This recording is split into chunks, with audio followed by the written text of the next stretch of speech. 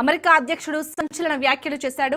డాలర్కు ప్రత్యామ్నాయం చూసుకుంటే బ్రిక్స్ తో వాణిజ్యానికి ముగింపు ఉంటుందన్నారు ట్రంప్. బ్రిక్స్ దేశాల దిగుమతులపై 100% సుంకాలు విధిస్తామన్నారు. డాలర్తో ఆడుకుంటే చర్యలు తప్పవన్నారు ట్రంప్. బ్రిక్స్ ఓ చెడ్డ ప్రతిపాదన తీసుకొచ్చిందని వెల్లడించాడు. చాలా మందికి ఇష్టం లేదని మాట్లాడటానికి కూడా వెనకాడుతున్నారని ట్రంప్ చెప్పుకొచ్చారు.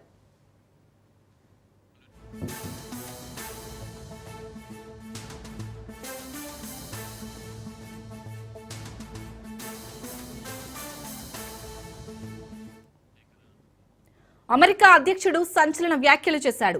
డాలర్కు ప్రత్యామ్నాయం చూసుకుంటే బ్రిక్స్ తో వాణిజ్యానికి ముగింపు ఉంటుందన్నారు ట్రంప్.